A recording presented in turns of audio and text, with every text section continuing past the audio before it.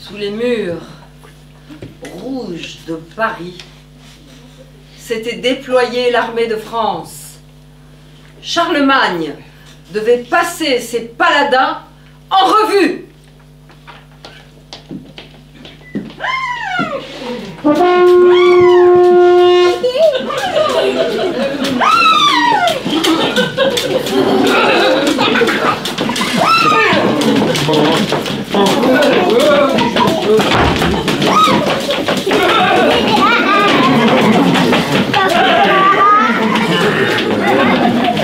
Ils attendaient depuis 3 longues heures dans la touffeur d'un après-midi de début d'été, un peu couvert, nuageux.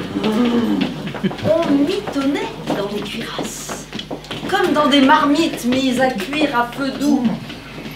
Peut-être bien que dans cet alignement imperturbable de chevaliers, quelqu'un déjà s'était évanoui ou simplement assoupi.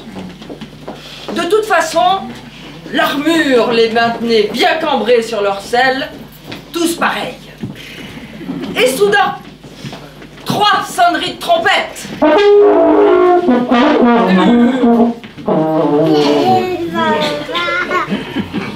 Enfin, là-bas, au fond, c'était lui, Charlemagne.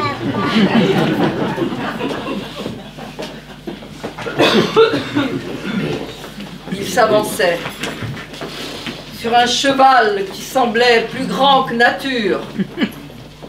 Sa barbe étalée sur sa poitrine, ses mains posées sur le pommeau de la selle.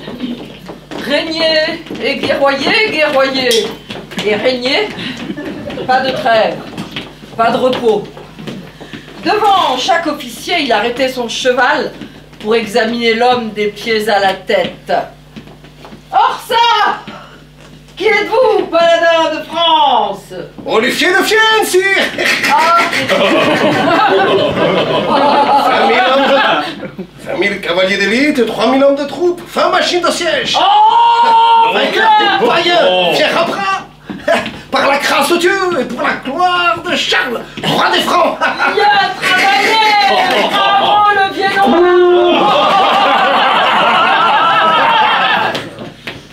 Il reconnaissait tous ces hommes aux armes que portait leur écu sans nul besoin qu'ils se présentent. Seulement, l'usage voulait qu'ils découvrissent eux-mêmes leur nom et leur visage, sans quoi certains auraient bien pu aller parader là avec un autre à l'intérieur.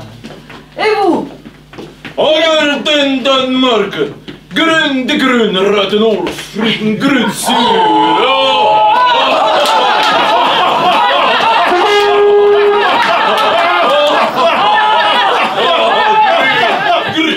Ogier le Danois! Et vous? Qui êtes-vous, paladin de France? Bernard de Montpellier. Bellamare de Montpellier, vainqueur de Negremont Si. et de Galiferne.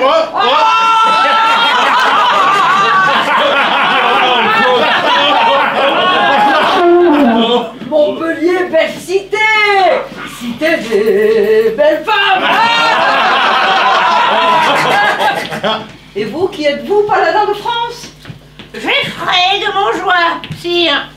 8000 cavaliers, sans compter les morts. Oh, les morts, bravo!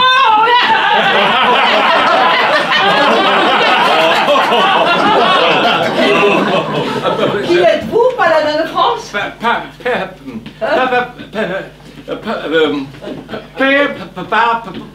Patrick.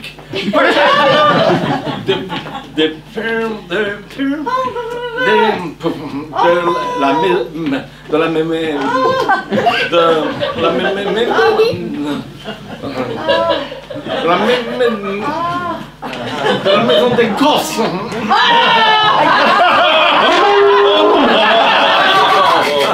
Papa, comment tu vas? Qui va? Oh, Oh, il va pas mal. Pas, non. Pas mal.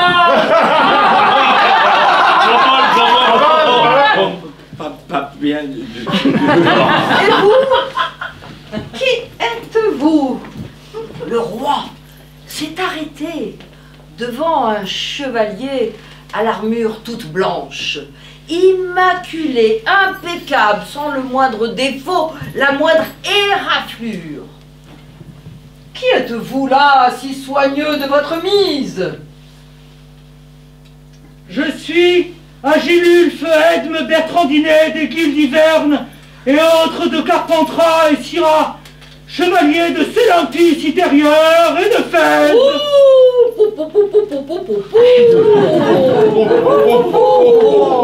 Sélampis Intérieur et de Fès.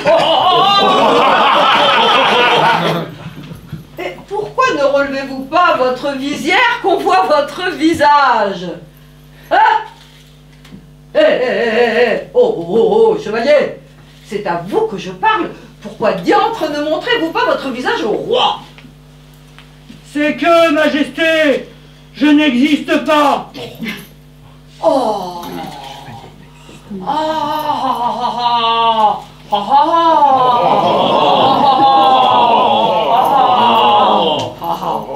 Tiens, on en voit des choses. Faites voir un peu.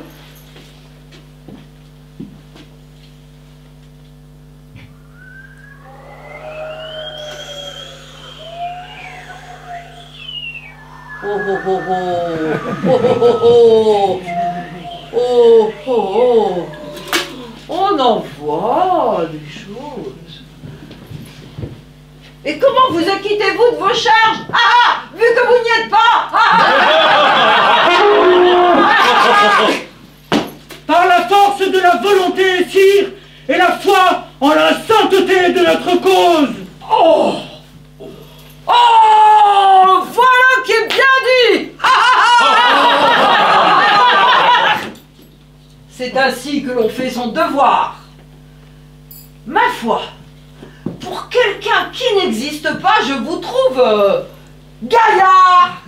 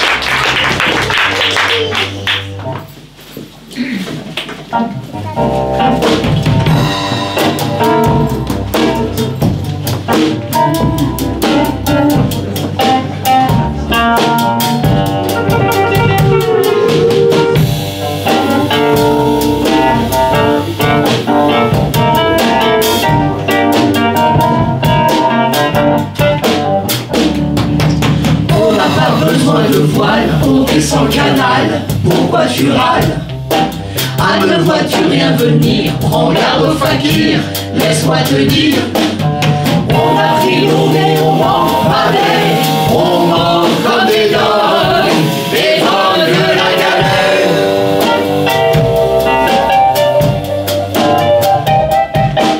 On n'a pas besoin de vapeur, et si t'as pas peur, pourquoi tu pleures? Le moteur ne marche pas, dis-moi où tu vas en tenue de gala. Si on voulons mettre à pied à terre, renverse la pirogue et vogue la galère.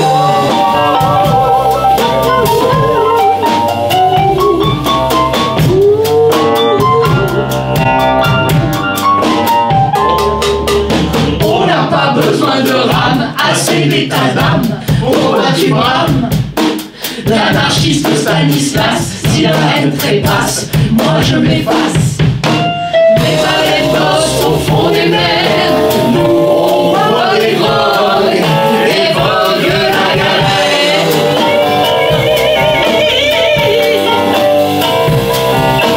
Si on voulons être à pied à terre, renverse la pirogue et vogue la galère.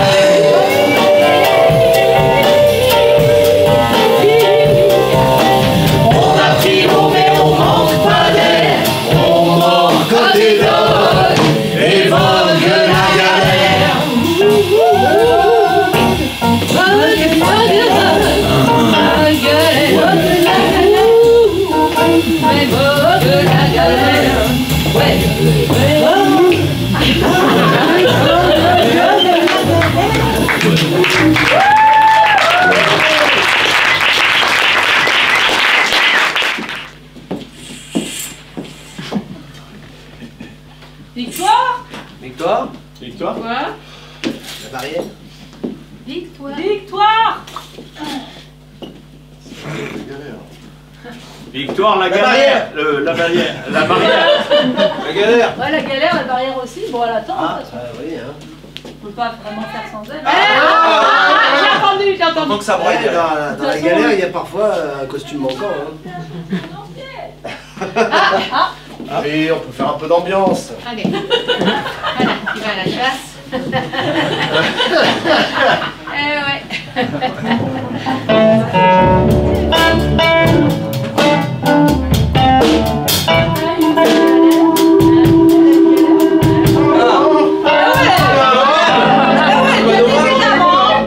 Bien évidemment, ils n'ont pas fait la chanson en entier, alors moi qu'est-ce que tu veux, je dois me métamorphoser. C'est pas très facile non plus, hein. Tu passes d'un casque à une tenue de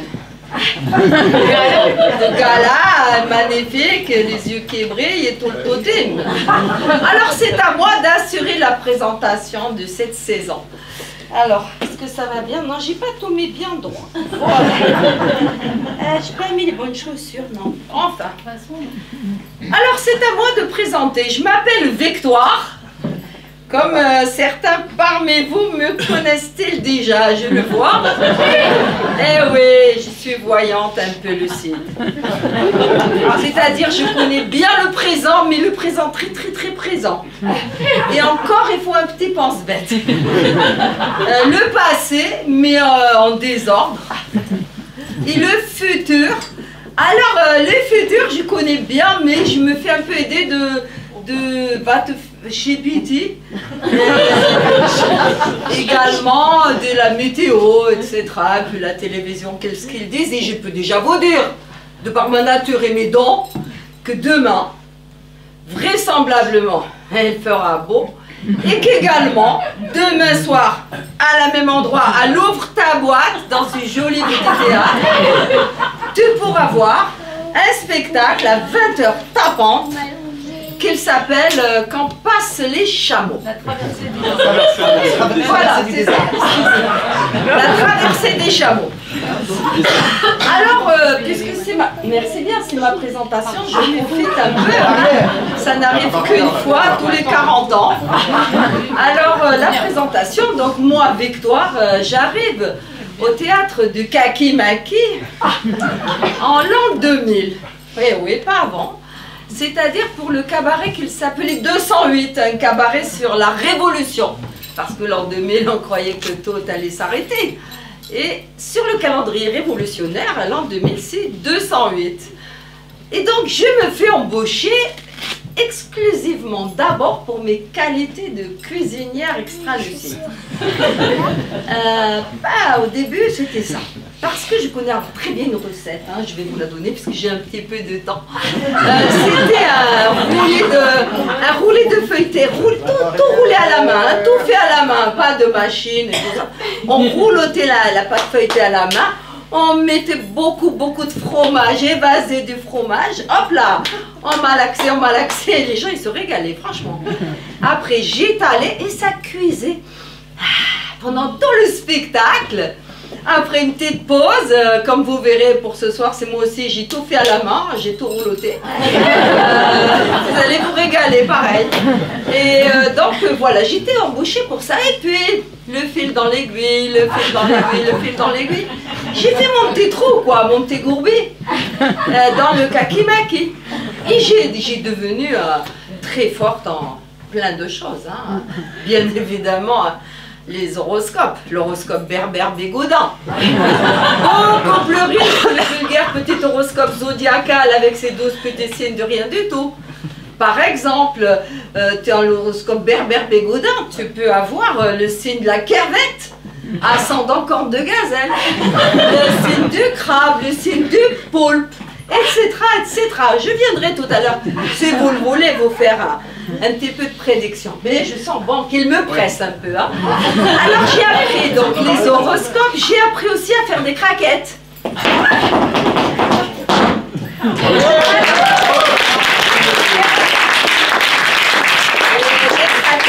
J'ai appris aussi, alors ça c'est ma dernière spécialité, je me suis poussée dans la chansonnette.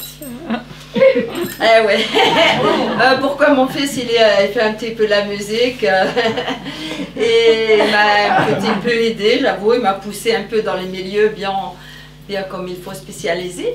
Et je vais vous en chanter une, vous allez voir tout de suite la qualité. Peut-être vous la connaissez, hein, c'est de Georges Moustachu. Ça s'appelle Ma liberté.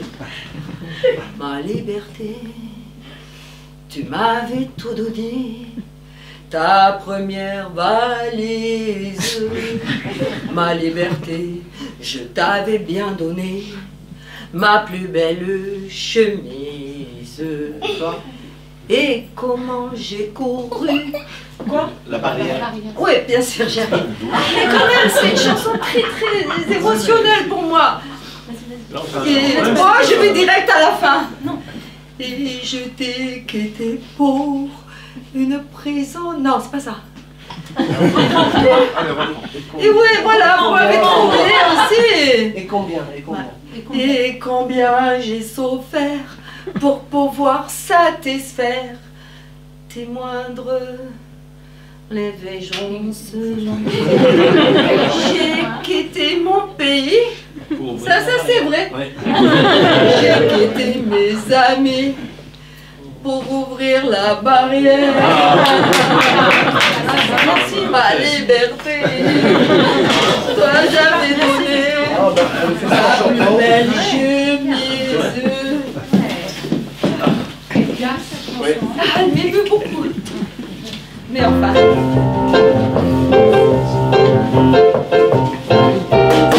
La victoire en chantant nous ouvre la barrière. La liberté, maman, vive nos papas.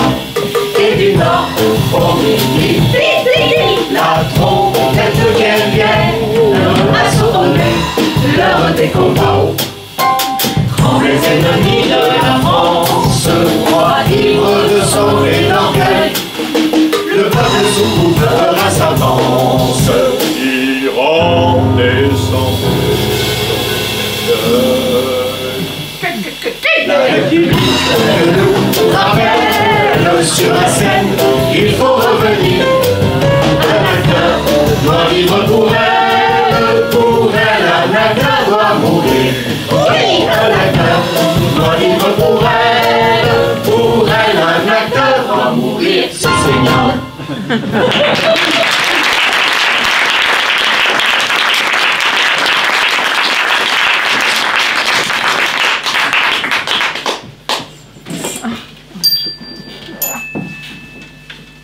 Bonsoir de nouveau. Alors, le petit extrait que vous avez vu, comme je l'ai dit précédemment, bien évidemment, il venait de 208, le cabaret sur la Révolution.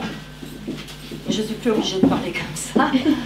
Bonsoir, voilà. Et donc, l'extrait qui suit là, tout de suite, maintenant, immédiatement, est extrait aussi de 208, cabaret révolutionnaire.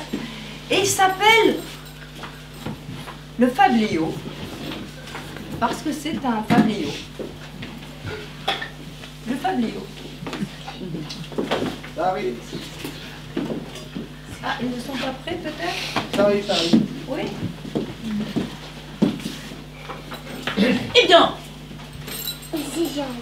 le fabliau. Un roi avait 3 fils. Le premier,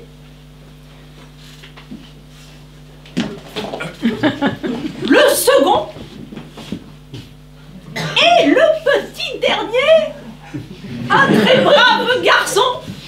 Il les aimait tous 3 d'une égale tendresse. Alors un jour, l'aîné arrive, le questionne, le presse. Je voudrais, dit-il, éprouver mon courage. Je ne suis point un oiseau. Il dans sa case. Je veux user ma force, montrer ma hardiesse, parcourir le royaume et chercher une princesse. Le bon roi aussitôt l'arme de pied en cap. Il lui donne or, argent, un chapeau, une cape. Le royaume est à toi. Eh oui, alors ça, calme quand même. des villes et des champs, des bois et des villages. Doucement, ça coupe. Et le voilà parti avec son héritage. Et voilà que bientôt, le second des 3 fils, le cœur rempli d'espoir, vient aux pieds de son père, lui redit à peu près même mot que son frère: courage, charité, héritage, prière. J'entends bien, j'entends bien. Héritage, princesse. Non, non!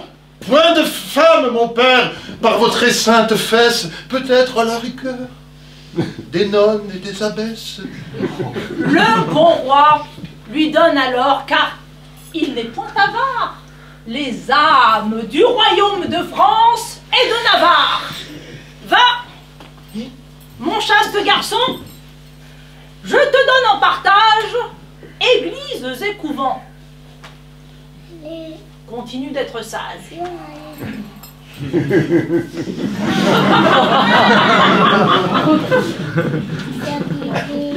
Quelques jours ont passé, arrive le cadet.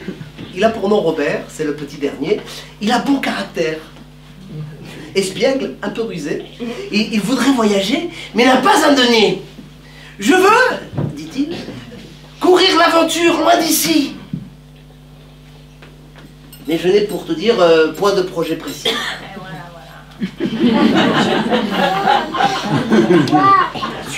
Le roi ne sait quoi dire, il est embarrassé, il a tout distribué, n'a plus rien à donner.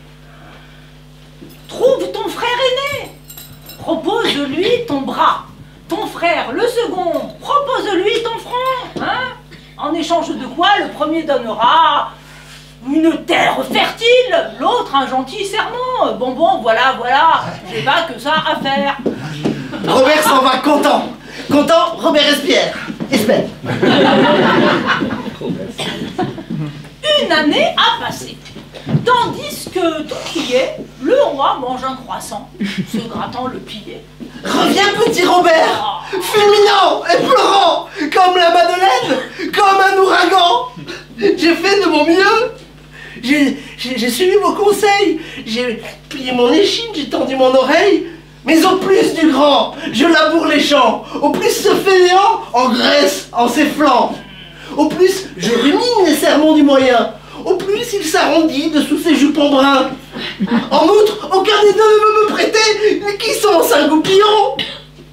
Qui sa divine épée?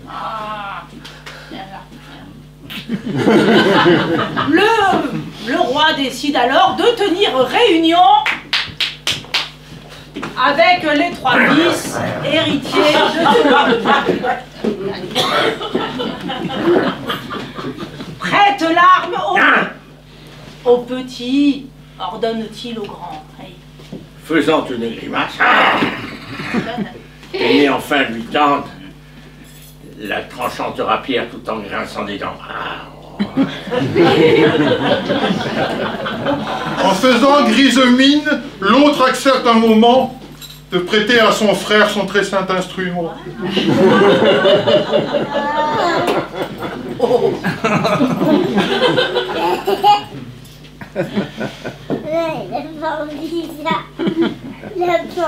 Et voilà petit Robert. L'épée dans une main, le goupillon dans l'autre. Et qui fait son malin, qui va enfin dans l'air. Vif, décidé et fier. Las, peu accoutumé au maniement du fer, d'un élan malvenu, tranche la tête du roi, qui était par hasard tout près du maladroit.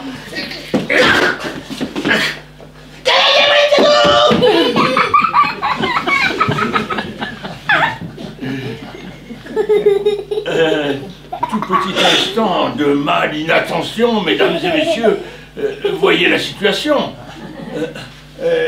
Un tout petit instant, vous voyez, c'est ridicule, et le royaume entier sur ses bases bascule. Le pays se retrouve tête par-dessous cul.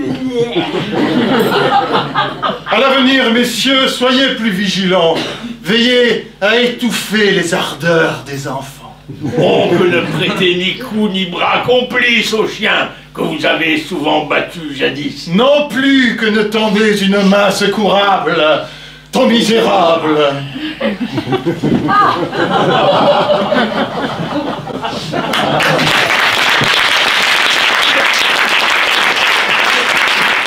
Un texte de François Rabelais, la naissance de Pantagruel. Voici un extrait.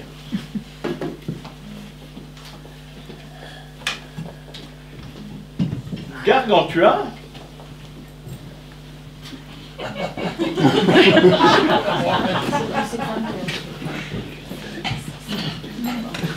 Gargantua en son âge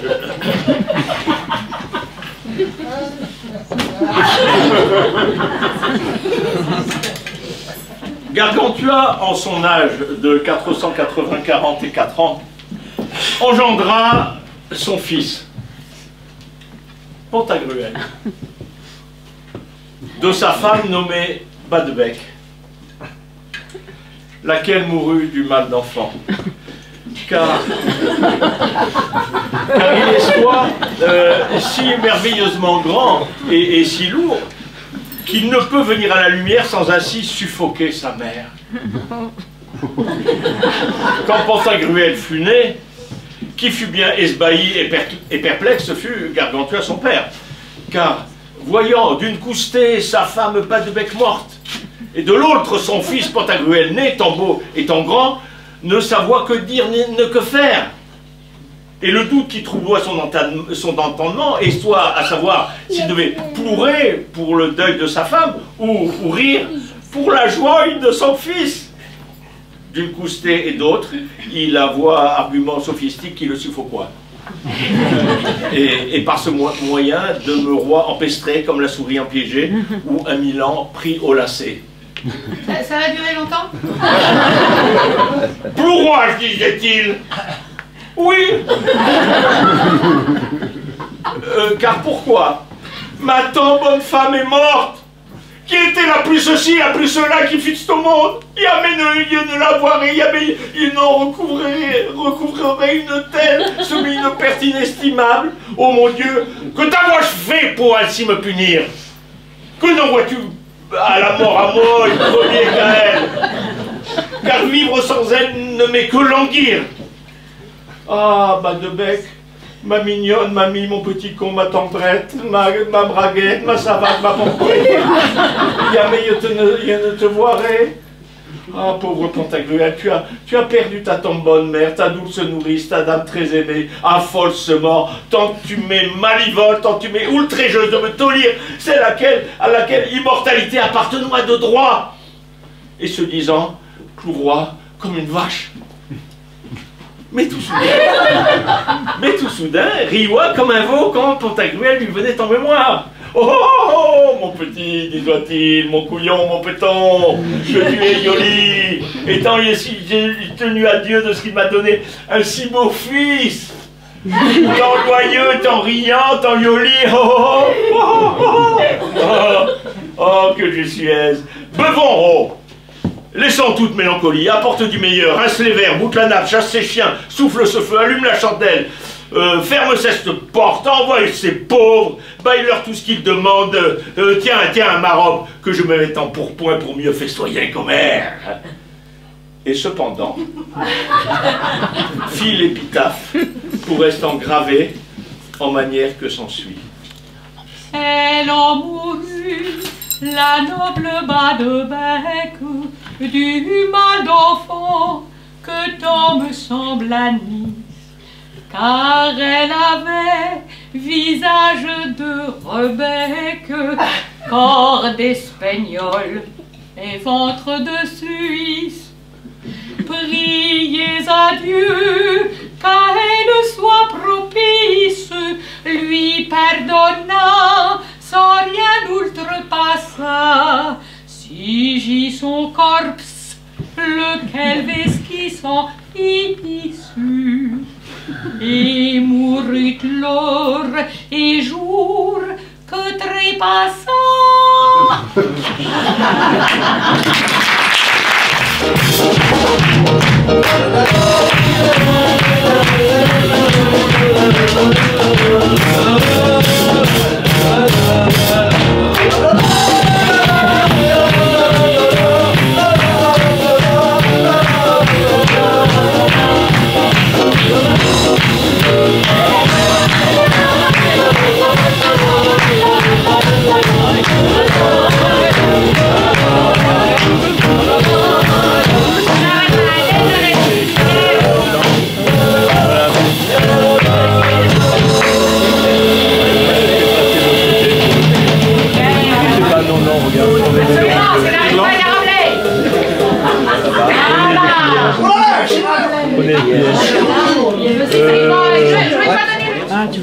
pensais vraiment que... Voilà. Et c'était vraiment, en fait, Molière, surtout un organisateur d'événementiel. C'était son premier travail, en fait. On le connaît en tant qu'auteur.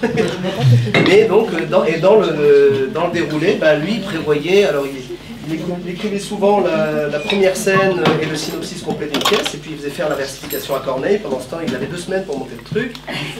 Et après, il y avait de la danse, des artificiers et des curiosités culinaires, comme ils auraient comme ça à l'époque, des frigos, ce qui était quand même incroyable.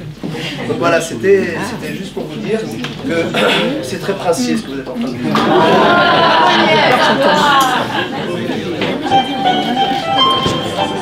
Les poubelles en dessous.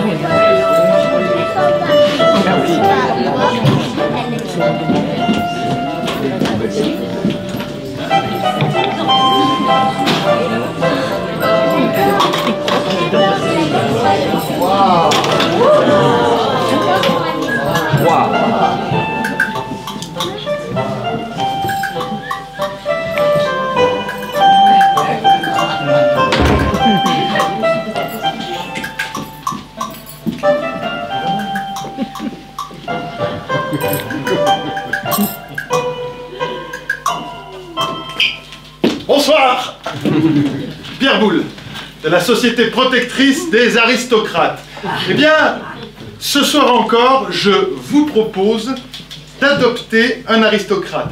L'aristocrate que vous avez devant vous, vous pouvez voir qu'il s'agit d'ailleurs d'une aristocrate, a été trouvée dans la rue. Il semble qu'elle ait été abandonnée par ses valets. La SPA s'insurge, et ce depuis longtemps, contre la cruauté de certains valets domestiques qui se séparent sans scrupule de leur maître au moment des départs en vacances. C'est particulièrement odieux. Dans ces conditions, l'adoption d'un aristocrate est un acte citoyen. Mais venons-en aux présentations. Vous avez devant vous Diane Gersande de Soubris-Pontevès, une magnifique femelle d'âge mûr dont le pédigré est tout à fait digne d'intérêt. Mesdames et messieurs, la famille des Soubris-Pontevès, soyez très attentifs, est apparentée, on me suit, à la branche cadette des Bourbons d'Espagne à poil dur. Son sang, on reste concentré, son sang, bien que mélangé, est garanti 100% bleu. N'oublions pas que dans le mélange des sangs, ce qui est important, ce qu'on perd en pureté, on le gagne très souvent en vivacité et en intelligence.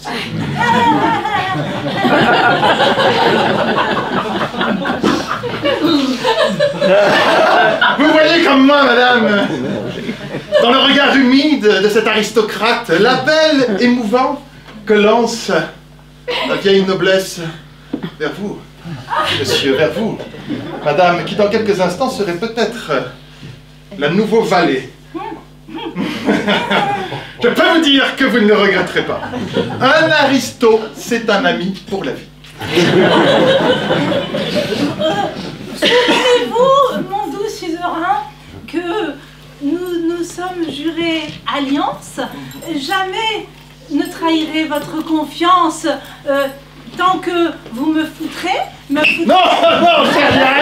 chère Diane de Gergence, nous ne perdrons jamais votre confiance. Mes chers amis, un aristo à la maison, c'est donc un compagnon fidèle.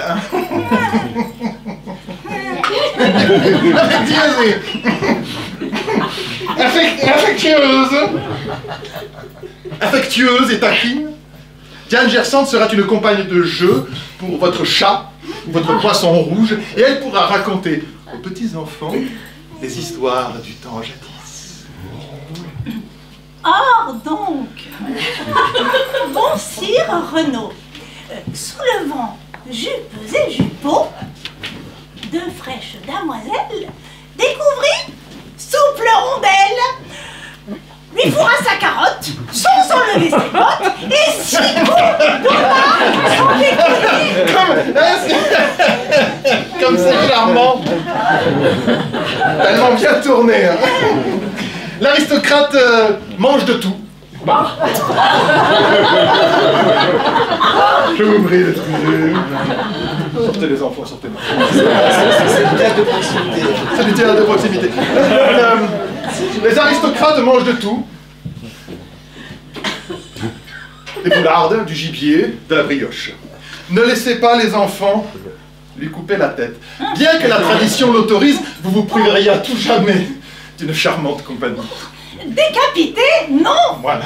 Déculotté? Vous pouvez de temps en temps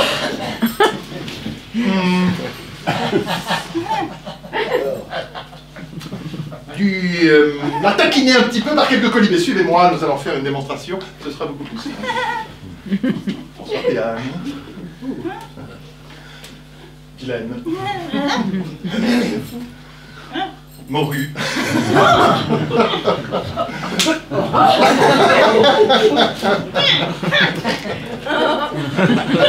L'aristocrate est naturellement fier, intransigeant, c'est un signe de bonne santé. Ah oui, problème. Si vous habitez en banlieue, bon, ce n'est pas a priori un milieu favorable pour votre aristocrate, mais sortez-le de temps en temps, laissez-le aller à l'opéra, dans les musées, les châteaux, et à l'occasion, laissez-les jouer avec des congénères. Vous allez voir, c'est très très amusant à voir. Pinocchio, disait la baronne, vivant les coups du baron, je voudrais que tu m'en connais pour son Alors votre aristocrate peut vous gêner par ses propos politiques, par sa morale forcément rigide. N'oubliez pas que vous pouvez toujours la pendre à votre plafond où elle fera une très belle lanterne.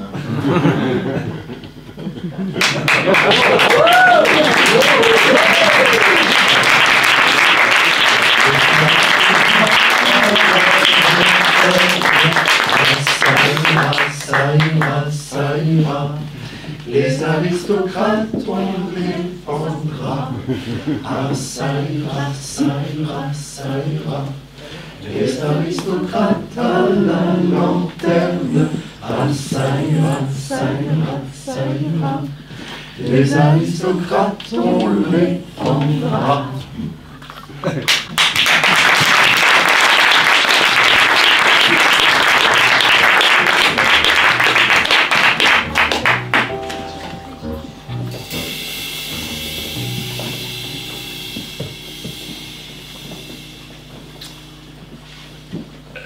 Quand nous sommes allés en Nouvelle-Calédonie la première fois, nous sommes allés plusieurs fois, 3 fois.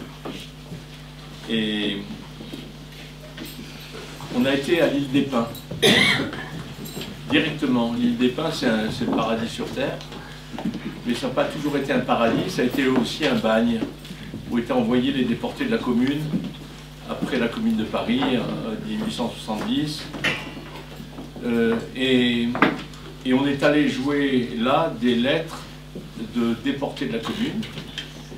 On avait trouvé au KOM, au Centre des Archives d'Outre-mer, qui se trouve ici à quelques centaines de mètres, Moulin de Testa, les Archives nationales de l'Outre-mer sont là. Et on a joué un spectacle qui s'appelait Les lettres perdues d'Honoré Bonaventure. Et voici un petit extrait.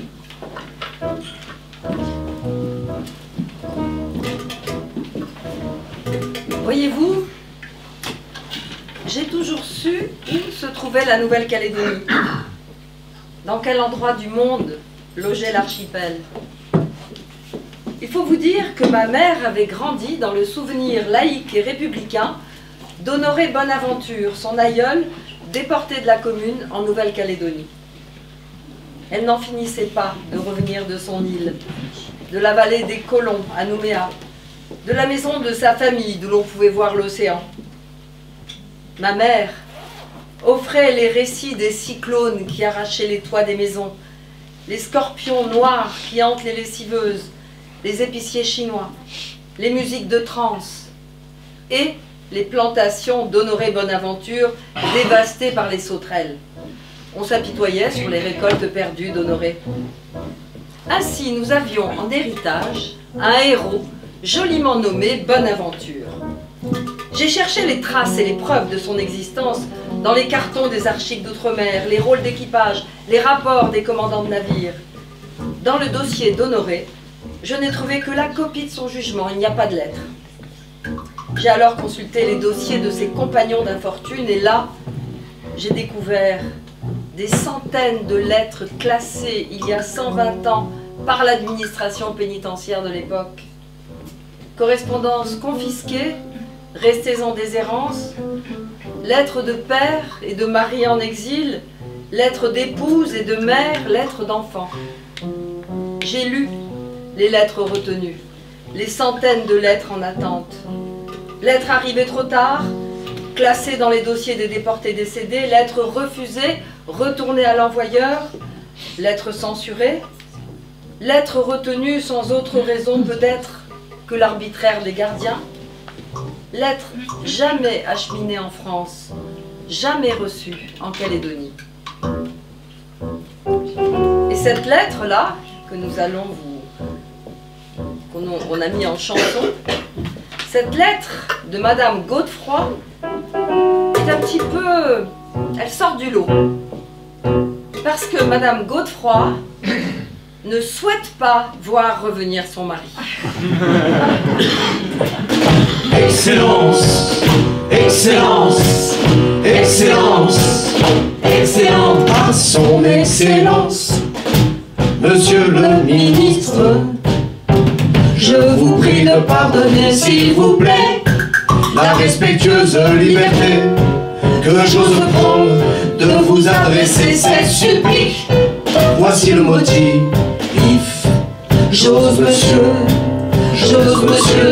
venir vous supplier de m'accorder votre honorable protection pour avoir de justes renseignements sur le nommé Arsène Godefroy. Excellence, Excellence, qui est déporté en Calédonie,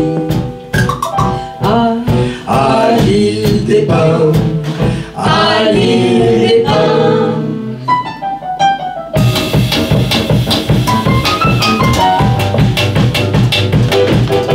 Je suis séparé de corps et de biens depuis 6 ans, et l'on m'a accordé mes 200 francs. Tous les jours, j'entends dire qu'il revient beaucoup de déportés.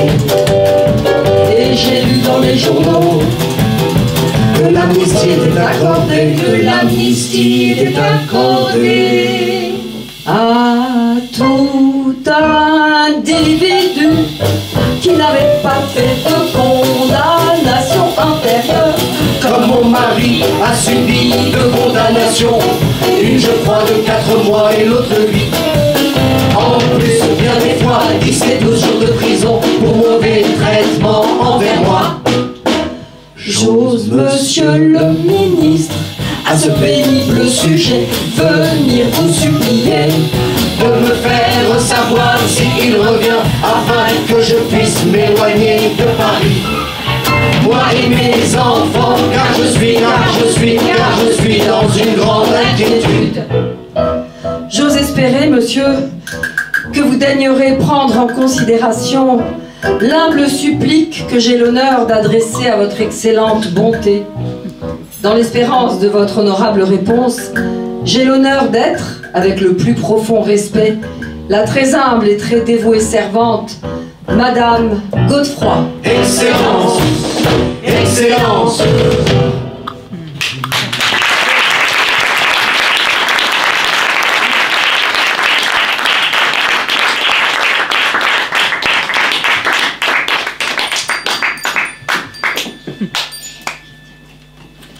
Une petite brève pour vous présenter la chanson du Bourdon dans Lily Théicard. Le théâtre du Maquis, ça a été le lieu de commencement de beaucoup de carrières de jeunes artistes dont je faisais partie et dont faisait partie toute l'équipe de Lily Théicard.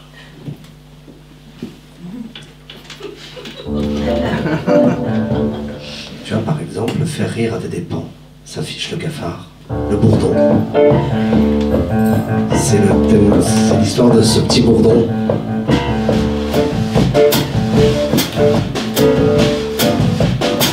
J'aimerais pour une fois siffloter joyeusement, manger une fraise des bois, aller et venir simplement. Et si jamais j'y prenais goût, à quelle félicité extrême, la vie qui file tout doux, tout doux, tout doux. Une existence sans problème. Je vais essayer juste une fois, siffloter joyeusement, manger les fraises des bois, aller et venir simplement, aller et venir simplement, aller et venir simplement.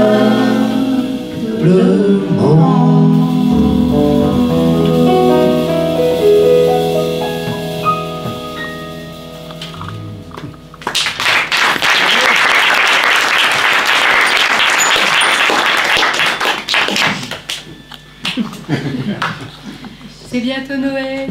Ouais. Ça ne vous a pas échappé, je crois. Hein? Enfin, pourquoi on fait tous foin sur la naissance d'un gars qui se croit le roi du monde? Ça arrive tous les jours. Hein? En ces périodes troublées, il est bon quand même de se dire quelques fondamentaux.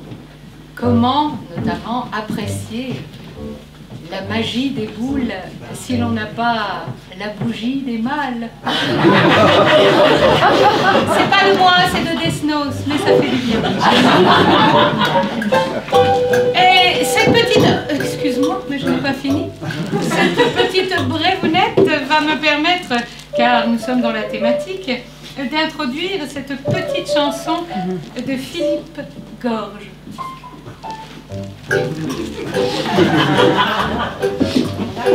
Voilà. Extraite du cirque Pandore.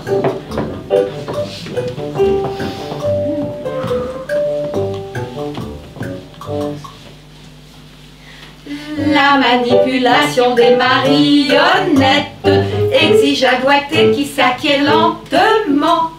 Mais quand on est au point, c'est réjouissant de mener par le nez un marionnette. Quand vient l'heure de se glisser sous la couette, qu'il faut réveiller les ardeurs de la bête.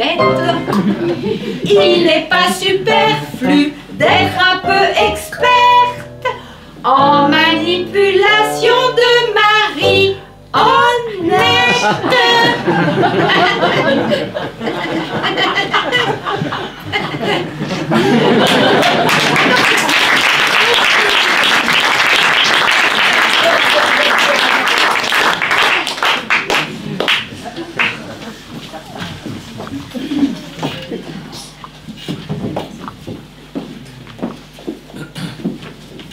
Alors, on ne sait pas toujours, mais il y a beaucoup de gens célèbres qui ont écrit du théâtre.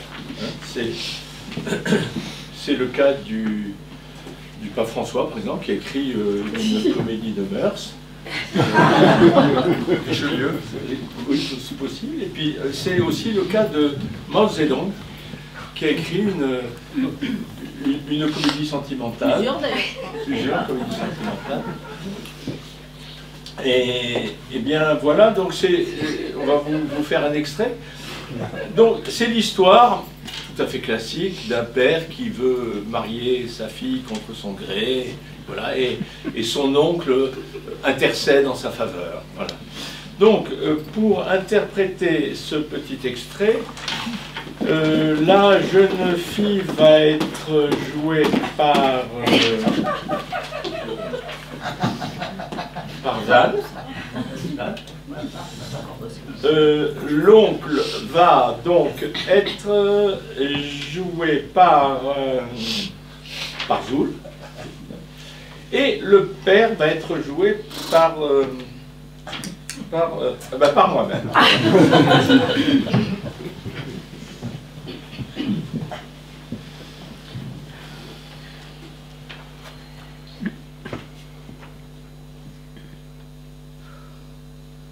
Miuti,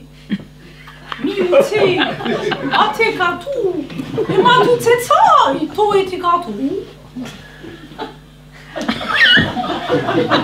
Tauce daje durea! I heta, kako go tu tse? Tauce! Shanne kan funtu! Oha ki hetu, si tu e kanto. Doi fan shong het! Nok ne fan chute! Tøyen seg! Kemai som se på king ding, på zao tao ping!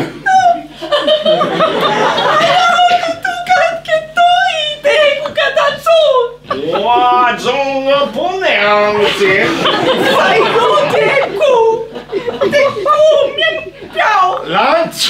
Landsø mi bao lang zing da zing! Zang! C'est toi, Moti! T'es couru dans tout game, Fong! Fong! Mai héros! T'es content à mourir! Ou content t'es en C'est fini! Non, t'es tombé! T'es tout ça! Tout est cool! C'est toi, amour! Moti, qu'on tout ça aussi! Et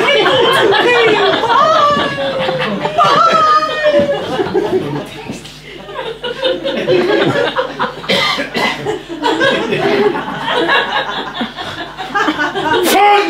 Fong! t'as trouvé un saïd comme vous êtes sur ta fête! Oh, my hell! T'es content, t'es doué un saïd comme vous êtes sur ta fête! Non! So boum, fantastique! Saluda! Oh! C'est fini! C'est tout cas, Maudai, Zoé! Oh! Oh! Fong! Fong! Oh! C'est fini! Fong! Stop the ping! Bon! Fais-le moi!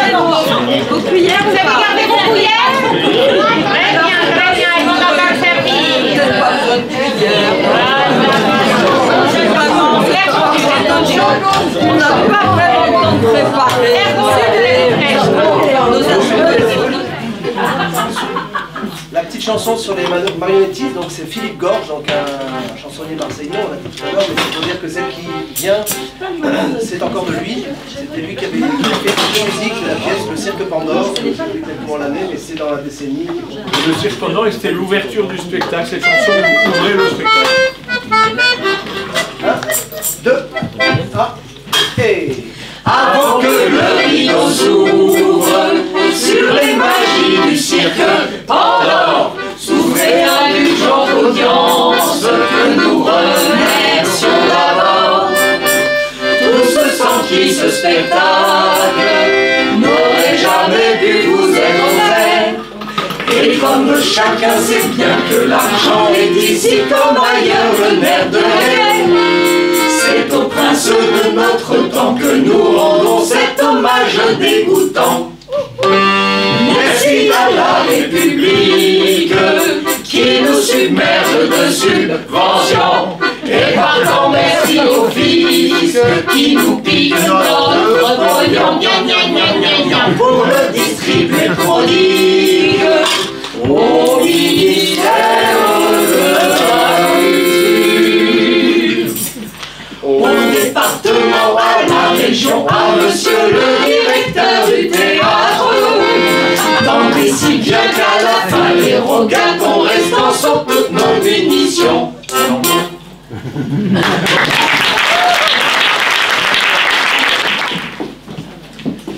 J'écris par les oreilles pour les acteurs pneumatiques, bouche, anus, sphincter, muscles ronds fermant notre tube, l'ouverture et la fermeture de la parole, attaquer net des dents, des lèvres, de la bouche musclée, et finir net, air coupé, arrêter, net, mâcher et manger le texte. Le spectateur aveugle doit entendre croquer et déglutir, se demander ce que ça mange là-bas sur ce plateau. Qu'est-ce qu'il mange? Il se mange mâcher ou avaler, mastication, succion, déglutition. Des bouts de texte doivent être mordus, attaqués méchamment par les mangeuses lèvres, dents. D'autres morceaux doivent être vite gobés, déglutis, engloutis, aspirés, avalés. Mange, gobe, mange, mâche, poumon sec, mâche, mastique, cannibale, aïe, aïe. Beaucoup du texte doit être lancé d'un souffle sans reprendre son souffle en l'usant tout. Tout dépenser, pas garder ses petites réserves, pas avoir peur de s'essouffler. Semble que c'est comme ça que l'on trouve la chute libre.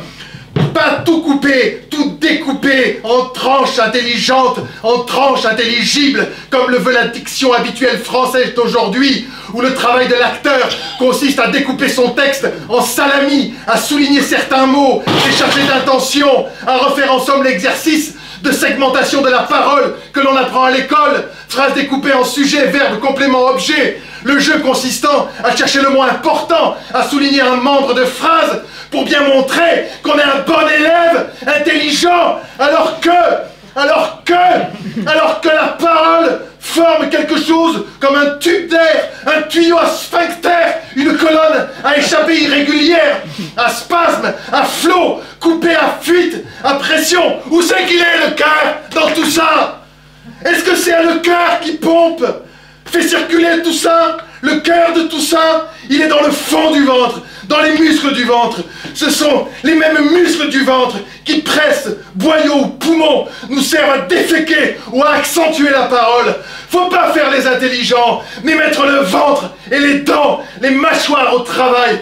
L'acteur n'exécute pas, mais s'exécute, interprète pas, mais se pénètre, raisonne, mais fait tout son corps résonner, construit pas son personnage, mais se décompose le corps civil maintenu en ordre, se suicide. C'est pas de la composition de personnage, c'est de la décomposition de la personne, de la décomposition de l'homme qui se fait sur la planche. C'est le corps pas visible, c'est le corps pas nommé qui joue. C'est le corps de l'intérieur, c'est le corps à organes, c'est le corps féminin. Tous les grands acteurs sont des femmes, par la conscience aiguë qu'ils ont de leur corps de dedans, parce qu'ils savent que leur sexe est dedans. Les acteurs sont des corps fortement vaginés, vagines forts. Ils jouent avec tous les trous, avec tout l'intérieur de leur corps troué, pas avec leur bout tendu. Ils ne parlent pas du bout des lèvres, tout tendu. Ils ne parlent pas du bout des lèvres, toute la parle, bout tendu. Ils ne parlent pas du bout des lèvres, toute la parle leur sort de leur trou du corps. Tous les acteurs savent ça et qu'on ne peut pas les en empêcher d'être des femmes et de vaginer. On veut qu'ils indiquent, montrent une chose après l'autre et dans l'ordre, pas qu'ils se montrent. On veut les réduire à n'être que des télégraphes, à émettre et à exécuter, à transmettre des signaux avec leur corps d'une tête à l'autre, d'un phallus à sens, des membres mal tendus pour désigner des flèches bien dressées, à pointer le sens des indications et des exécutants, dans le sens, dans le bon sens, pour que tout reste dans l'ordre normal. Quoi? Pourquoi on est acteur? Hein? On est acteur parce qu'on ne s'habitue pas à vivre dans le corps imposé, dans le sexe imposé. Chaque corps d'acteur, c'est une menace à prendre au sérieux pour l'ordre dicté au corps, pour l'état sexué. Et si on se retrouve un jour dans le théâtre, c'est parce qu'il y a quelque chose qu'on n'a pas supporté dans chaque acteur qui veut parler, quelque chose comme du corps nouveau, une autre économie du corps qui s'avance et qui pousse l'ancienne économie imposée. Lettre aux acteurs, Valère Novarina.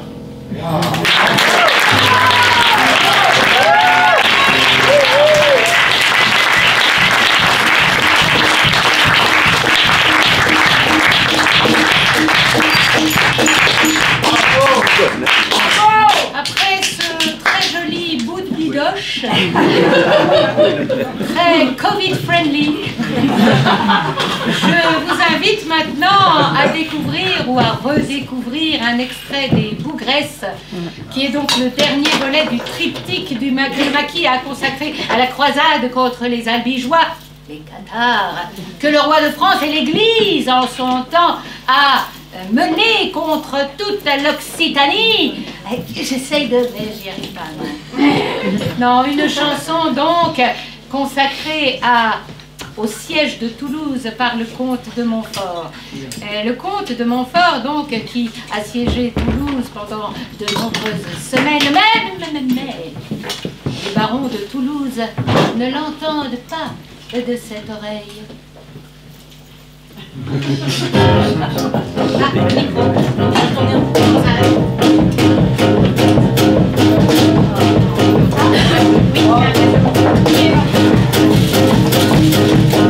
Chanson de la croisade.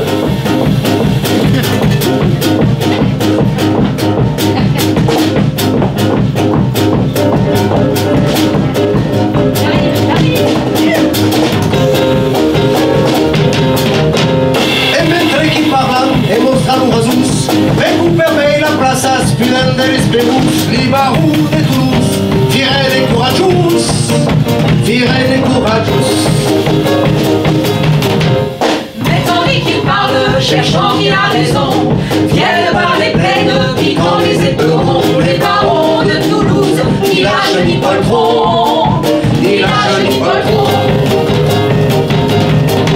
Que tout à nous t'en trembla, et des sues et des jousses, et nous coups et nous forts, que mal c'est ou crius, fait qu'elle est la pressa, si qu'elle abattait tous, Si qu'elle abattait tous. Tout l'Occident tremble, des pieds jusqu'aux cheveux, le comte de Montfort, superbe et orgueilleux, frappe dans le tas, et puis en abat deux, et puis en abat deux. De tant de côté, on le fait tourner en rond, que son cheval s'effondre et se brise l'arçon. Et qu'il tombe à terre, debout sur ses talons, et le comte s'en retourne, dépité des furions. et les contades partidas, nous faisons Belginus, que su tranca, et des bridas a la sus, et el chale a la terra, et les maceta luz, et les maceta luz. Que su tranca, et des bridas a la sus, et el chale a la terra, et les maceta luz, et nous courons en paira, triste felicidus, triste felicidus.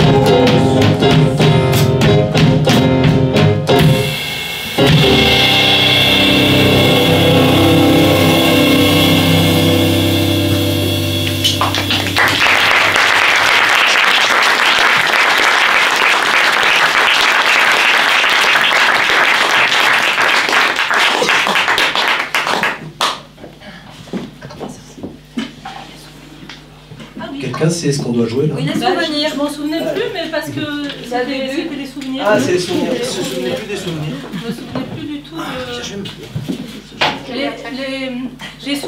ouais, pas du tout. Souvent des histoires de reprise de rôle. Parce que dans les Bougresses, par exemple, c'était un peu comme un rêve, enfin comme un cauchemar. J'ai repris le rôle très très vite et je savais vraiment pas le texte, un peu comme ce soir. Je me souviens de ma joie, de ma grande joie, quand j'ai appris que la comédienne qui jouait dans Comédie entre les murs était tombée malade, assez gravement, enfin, elle va bien maintenant, hein. Et moi je savais le rôle par cœur. Alors, j'ai convaincu mon père de reprendre le rôle et c'était mes premiers pas sur scène.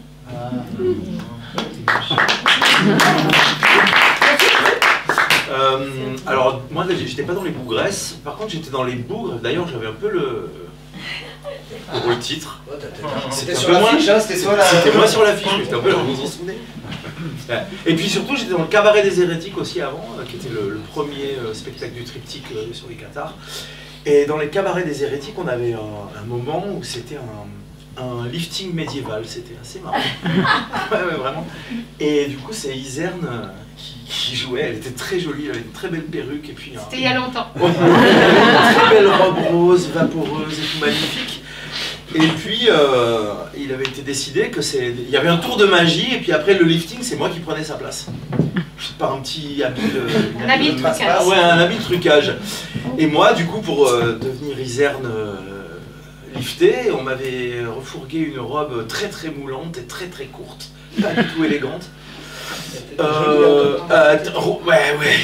Rose bonbon, vraiment, avec une paire de poitrine comme ça, c'était trop quoi. Mais c'était costume du... Et je soupçonne quand même... Mais t'avais pas la barre. Ouais, mais je soupçonne quand même le metteur en scène, que je ne citerai pas, d'avoir assouvi un petit fantasme sur ce coup-là. Voilà. Mais je dois reconnaître que moi-même, je me trouvais assez mignonne. Voilà, c'est mon souvenir de tout ça. Ouais. Et ça se passait au lointain, ça s'appelle au fond de scène. Et j'avais souvent du mal à tenir mon sérieux. Mais ouais, c'est vrai. Mais je t'aguichais pas. Je t'aguichais pas mal. Hein. Si. Hein, ça circulait dans les deux sens. C'est vrai. Oui, il aurait quoi faire un dossier. Hein. Normalement, ça venait à moi. Et puis alors, juste avant la représentation, je me suis dit, qu'est-ce que je vais pouvoir raconter comme souvenir? J'ai trouvé un souvenir vraiment... Je me suis dit, ah, c'est formidable.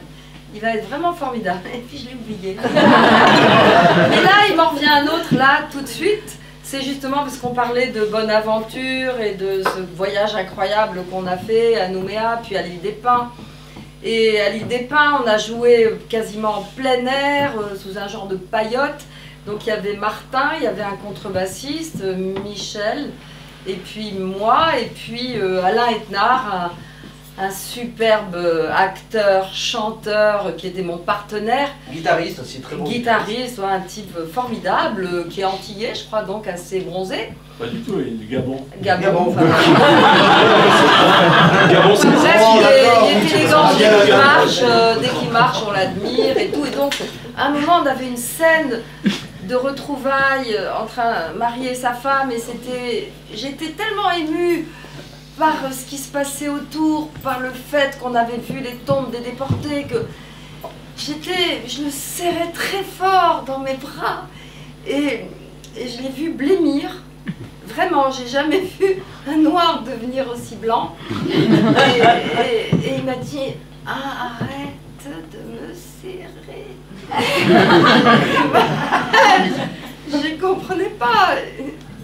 Arrête de me serrer. Il essayait de se desserrer. Et après, il m'a dit qu'il avait une gastro du feu. Et qu'il était malade. Le souvenir qui m'est revenu.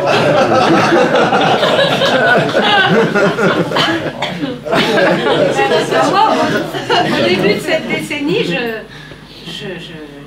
je faisais le Festival d'Avignon, je travaillais au Roseau Théâtre, et cette année-là, partout dans la ville d'Avignon, il y avait des petits autocollants noirs avec écrit en blanc « Où est le maquis? Où est le maquis? Où est le maquis? Où est le maquis? Où est le maquis ?» Il y en avait des milliards partout. Mais c'est parce que tu passais toujours dans la même rue. Peut-être, ouais. Eh ben, j'ai mis 20 ans, 8 mois, 16 jours, 38 secondes, 39, 40, à savoir où était le maquis. Alors, je le sais, c'était Mais pas si maintenant. bien Mais fiché. tu nous as trouvé, maintenant on te lâche plus. Je sais plus dans quel ordre on a fait. C'est bon, moi, j'y vais parce que après je voulais me changer. Moi c'était en fait, oui, parce que du coup je suis dans les souvenirs là, depuis qu'on sait que je suis là ce soir et tout ça. Et il y a plein de souvenirs de spectacles et tout ça, mais d'après-spectacle aussi. Et puis c'était en fait à Aix-en-Provence, puisque je venais à Aix-en-Provence, donc je commençais un petit peu à jouer un tout petit peu. Et puis j'allais le soir après les répètes, j'allais au cinéma. Et je suis allé voir Snake Eyes avec Nicolas Cage. Oh oui, dis donc. Et voilà. Oh là là. Tu me sens ça. Et Brian De Palma. Et après, à la fin, il filme des Marlboro, Nicolas Cage. Et donc, j'étais quand même dans les rues d'Aix-en-Provence. Et puis, je suis sorti, je suis allé m'acheter un paquet de cigarettes. Et pour Nicolas Cage, pour fumer ma cigarette. Pour faire comme le héros du film. Et puis, c'était mes premières expériences de théâtre. Et je débutais dans le théâtre. Et je vivais de mon métier. Et j'étais heureux dans les rues d'Aix-en-Provence en fumant des cigarettes. Et c'est un souvenir que vraiment j'associe vraiment à un moment de bonheur et de sentiment d'être heureux. Voilà. J'ai retrouvé le souvenir. Garde-le pour demain. Mais l'ont oublié demain. Allez, vas-y. Ah mais oui, j'ai trop envie de vous le raconter parce que c'était quand je faisais justement Victoire dans le cabaret 208 et j'avais dit aux gens, comme je vous ai dit, bah, si vous voulez après je vous ferai un petit numéro et c'était pas loin de Montpellier justement, c'était la fête de la courge et donc après on se déshabille pas, on reste comme ça habillé en Victoire et tout, on va voir les gens, on boit un verre. Il y a un monsieur qui me dit Madame Victoire, s'il vous plaît, vous voulez pas me lire les lignes de la main? Je dis mais oui, mais je suis pas une vraie voyante. Je suis pas une vraie voyante. Elle dit mais s'il vous plaît. Alors bon, je dis allez, donnez-moi votre main. Alors je dis bah oui, vous voyez là, bah vous êtes bah oui. Je vois très clairement que vous êtes du signe du Bernard l'ermite et vous savez pas très bien où est votre maison. Et il regarde sa compagne, la personne qui était une amie. Tu vois? Je te l'avais dit, j'ai pas de maison, je suis paumée, je sais plus où j'habite et tout. Je dis mais non, mais je suis pas une vraie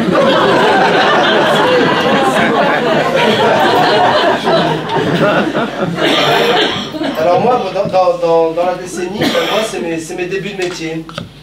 J'ai commencé en 98, fin 98, tout début janvier 99, avec Alma Serran. Et mon baptême de scène, on faisait donc un peu comme on fait ici, on fait les trois coups à chaque début de représentation, on se débrouille pour faire les trois coups un peu à notre manière tout le temps. Donc là, les trois coups dans Alma Serran, on fait un gargarisme, et on fait trois coups, mais ça dure évidemment un petit peu de temps. Et sauf que j'étais tellement tétanisé, j'avais les mains gelées, j'arrivais plus à jouer du piano, j'étais vraiment mal, c'était le mauvais track, c'est celui qu'on n'aime pas quoi. Que je commence à prendre une gorgée, je déglutis mal. Et j'entends tout le monde faire. Et voilà, il a fallu que je patiente comme ça. Et depuis, je me méfie de l'eau. Moi, bah, oui, encore des souvenirs un peu exotiques. C'est vrai que les tournées qu'on a fait dans le Pacifique, c'était quand même des grands moments. Il y a une représentation qu'on a fait au Vanuatu, dans une tribu. C'est des gens, enfin, au Vanuatu, c'était des gens qui parlaient moitié, certains français, certains anglais, et tous le biche-lamar, qui est une espèce de pidgin du Pacifique. Et dans la pièce de Stevenson qu'on jouait, il y avait des scènes en biche-lamar, dans ce pidgin qui faisait beaucoup rire les gens. Et on a joué dans un endroit, mais c'était... on avait l'impression d'assister à la naissance du théâtre. Dans une espèce de terrain vague entouré par la brousse. On avait jeté un néon comme seul éclairage. Et puis il y avait une rallonge qui devait faire 200 mètres, qui allait chercher l'électricité, on ne sait pas où. Et on a joué comme ça. Et au début, les gens sont arrivés, on fait un espèce de grand cercle avec nous. Et puis il y avait les enfants, il y avait les chiens, et puis il y avait un murmure perpétuel, mais on sentait bien que c'était pas contre nous, c'est que les gens ils commentaient en permanence ce qu'on faisait. Et à la fin du spectacle, on termine, on salue, zéro applaudissement. Donc, grand silence.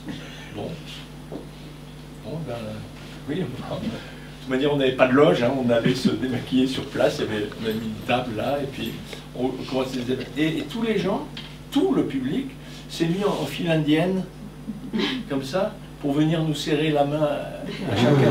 Comme ça. Et certains avaient amené des cadeaux, des nattes, des bois sculptés. Enfin, c'était incroyable, quoi. On était vraiment émus aux larmes, quoi. Vraiment, je sais pas, on s'est dit, on pourra plus jamais faire du théâtre de la même manière, quoi. Voilà.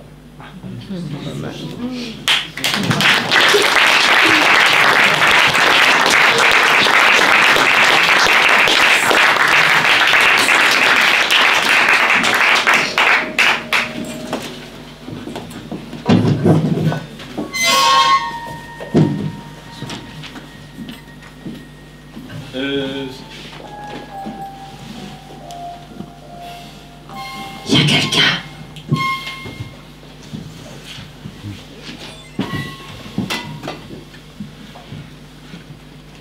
Et quelqu'un? Je ne vois rien. Je ne vois rien. On dirait que le parquet est ciré. On dirait que le parquet est ciré. Du sang. Du sang? Du sang caillé. Du sang caillé.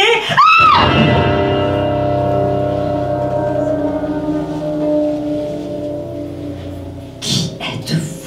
Qui êtes-vous? Pendu à vos crochets. Pendu à vos crochets. Corps de cire. Corps de cire. Et si belle. Et si belle. Et si morte. Si morte. Intact souvenir. Intact souvenir. Des amours mortes de l'homme que j'aime.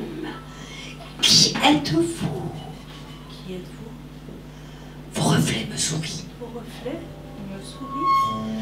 Regard vide, lèvres bleuies. Qui êtes-vous? Qui êtes-vous? Répondez!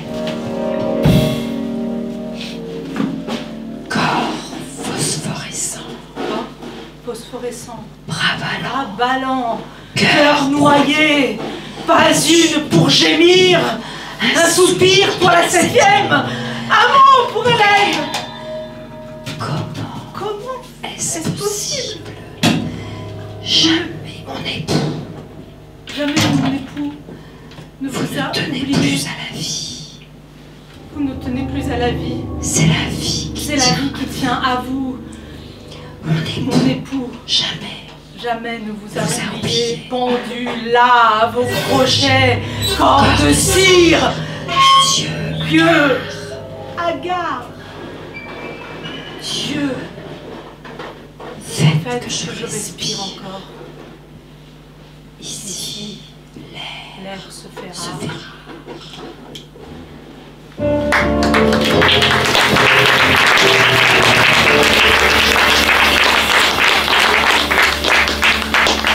C'était un extrait d'Anne Masseran, d'après Barbe Bleue. Maintenant, un petit extrait de 208, donc le cabaret qu'on avait fait pour le bicentenaire de la Révolution. Voilà, pour ça. Et dans lequel Julien, qui est notre guest de ce soir, jouait le rôle d'un super-héros.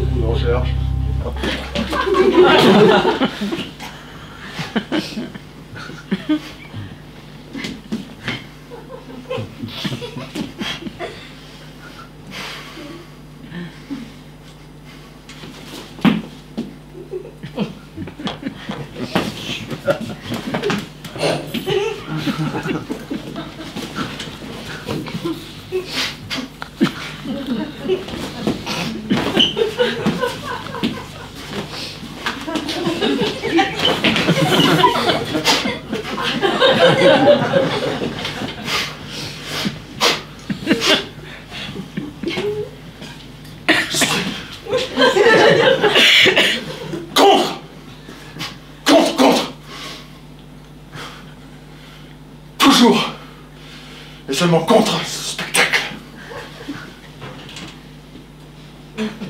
Soi-disant révolutionnaire. Est-ce une marmite? Est-ce un corbeau? Super révolté.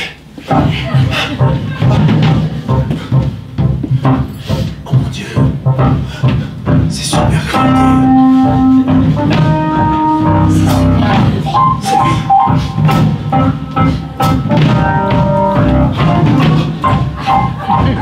Pour le rideau.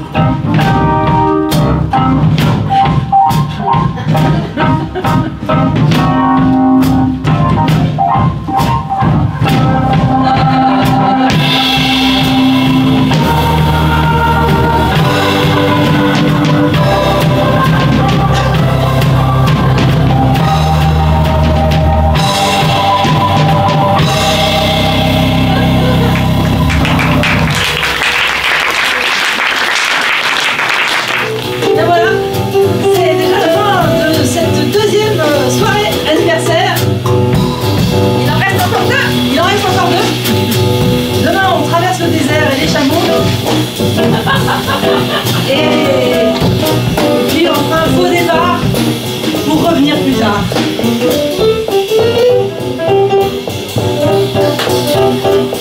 Ils se sont enfuis dans la nuit pour ne pas vendre leur âme au diable.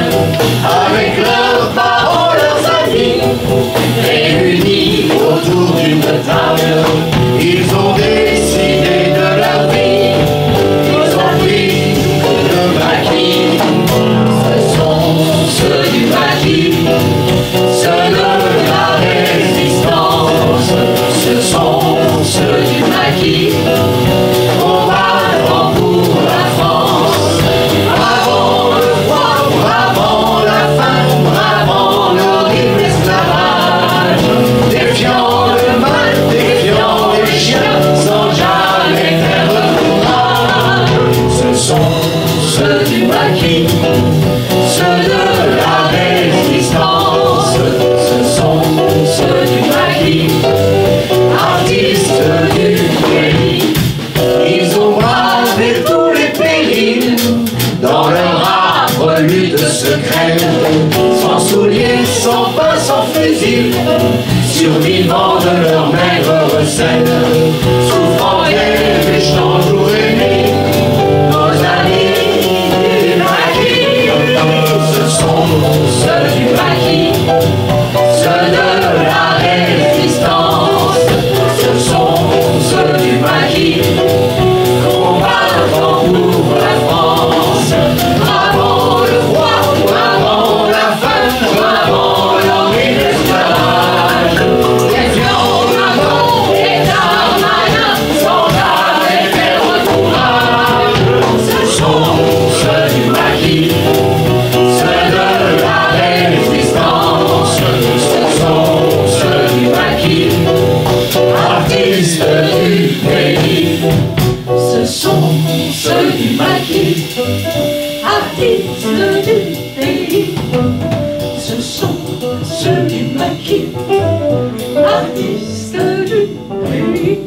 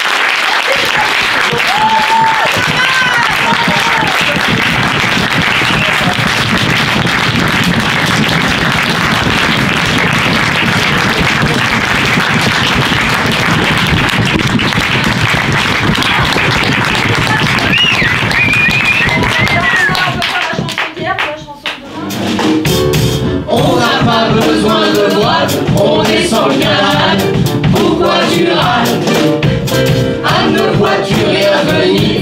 Prends garde au fakir, laisse-moi te dire. On a pris l'eau mais on manque pas l'air. On manque pas des dents, les mots de la galère.